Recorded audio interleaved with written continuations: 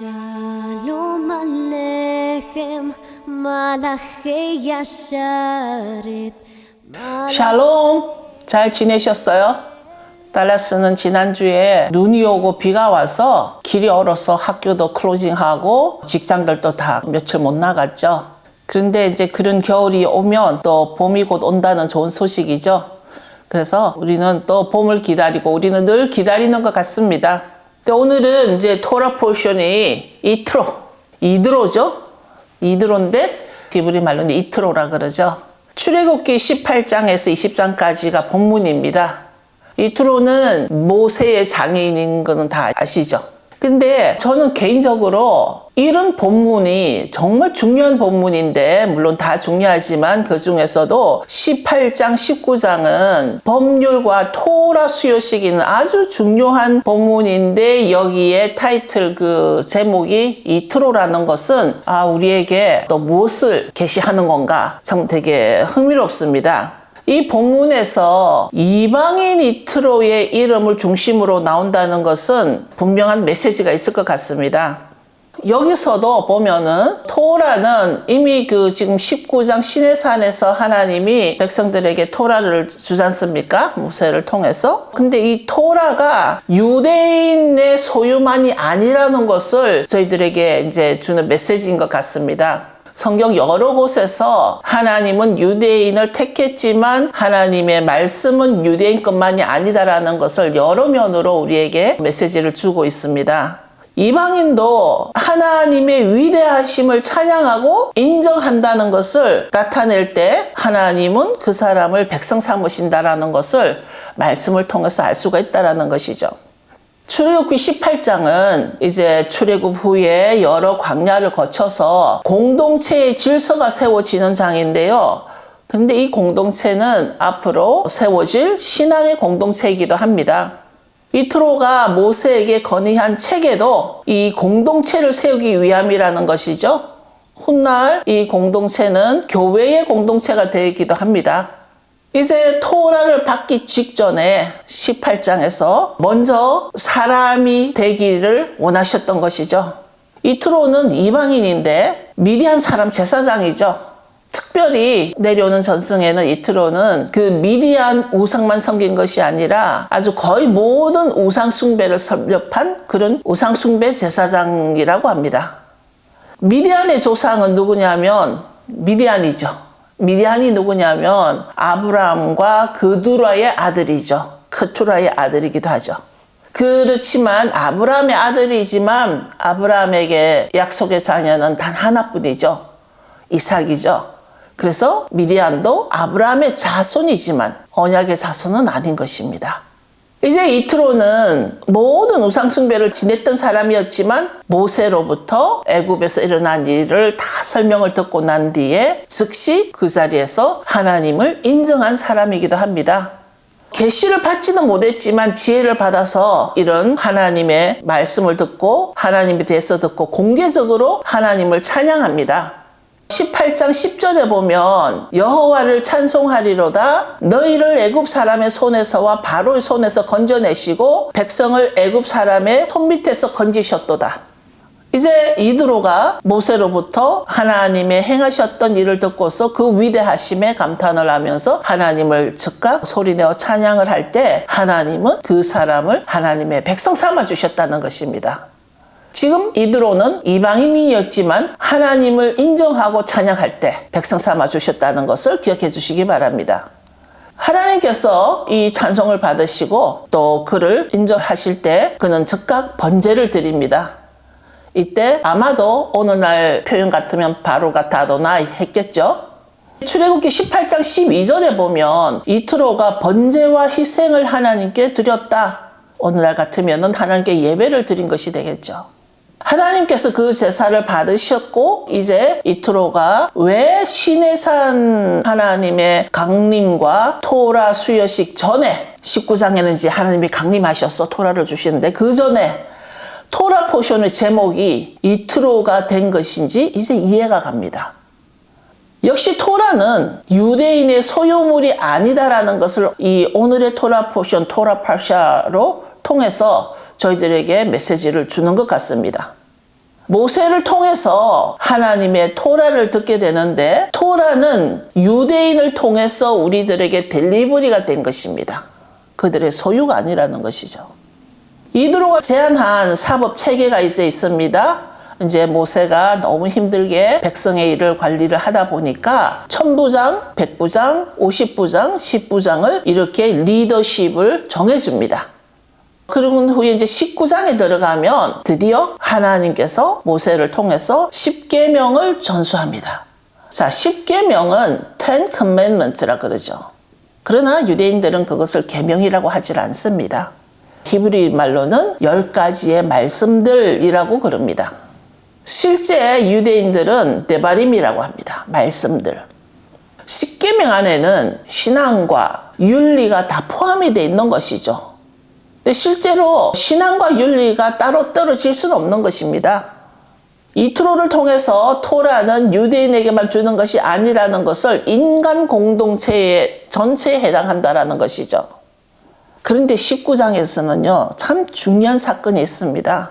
하나님이 이 땅에 오셔서 그 백성들에게 어프로치를 할 때, 이 토라를 줄 때 어떤 그 결혼 개념과 같은 제도로 우리에게 주셨습니다.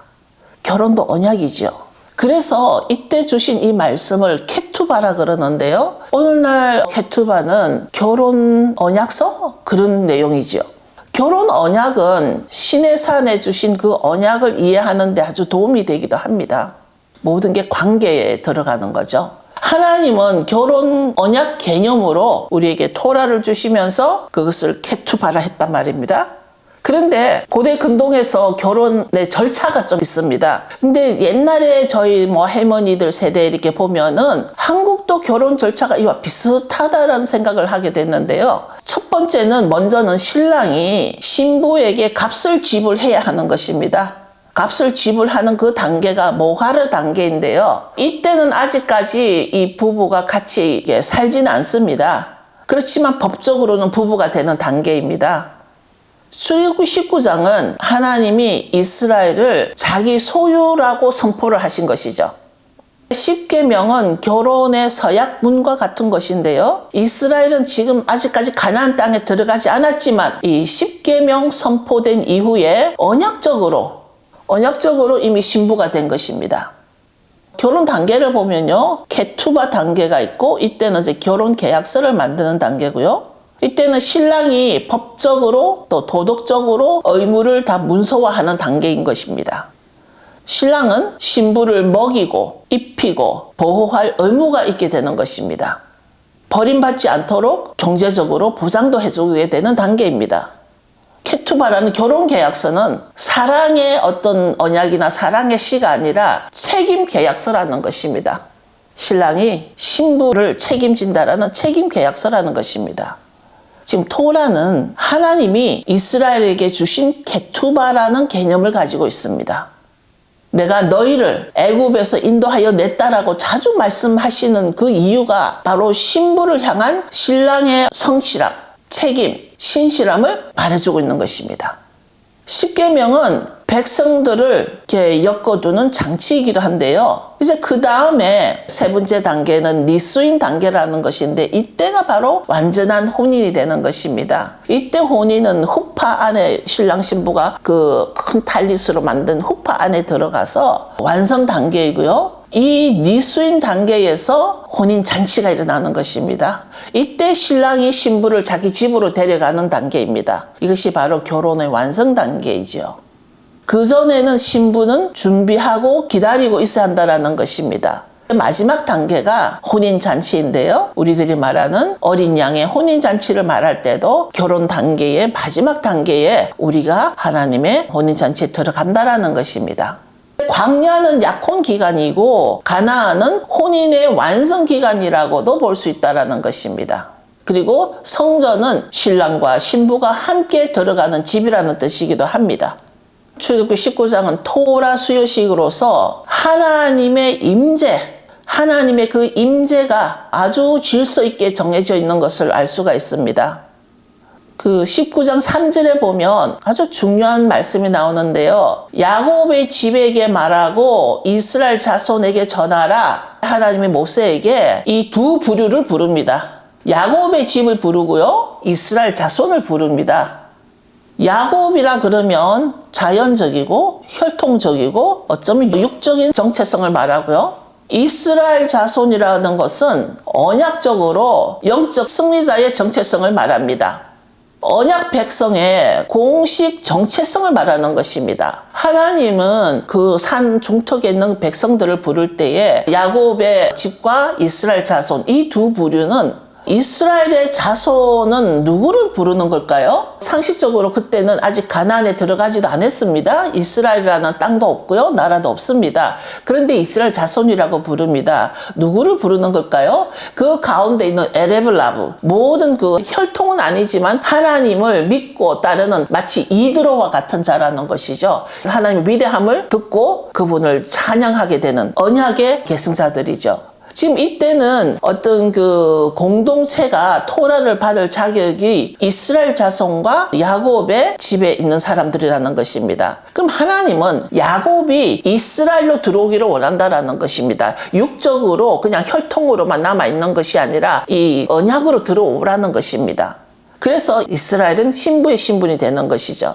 하나님은 19장 4절에도 내가 너를 독수리 날개로 업어봤다. 이것은 마치 신랑이 신부를 보호하며 신부를 인도하는 그런 그 신랑의 어떤 보여주는 것과 같습니다.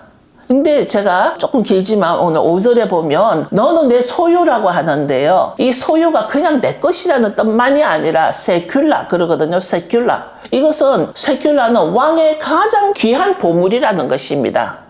왕의 귀한 개인 보물이라는 것인데 수많은 재산 중에 특별히 분리되어서 내 소유는 우리 말의 소유라는 것보다 더 깊은 뜻으로 하나님은 우리를 하나님의 가장 귀한 보물로 삼아주셨다는 것을 기억해 두셔야 할 것 같습니다. 하나님은 우리를 백성 삼으심으로써 언약으로 백성을 삼아주신 것이죠. 그래서 하나님과 우리와의 그 관계가 시작되는 것입니다. 종교적으로 시작되는 것도 아니고요. 어떤 다른 교리로 시작되는 것이 아니라 하나님은 우리가 하나님의 말씀하시는 것을 우리가 다 지키고 행하겠다라는 그 응답을 함으로써 하나님과 우리가 언약이 체결이 됐고 그 언약이 체결이 됐으므로 우리는 하나님의 소유가 된 상태입니다. 이것이 토라가 우리에게 주는 우리들의 정체성을 정리해주는 말씀입니다.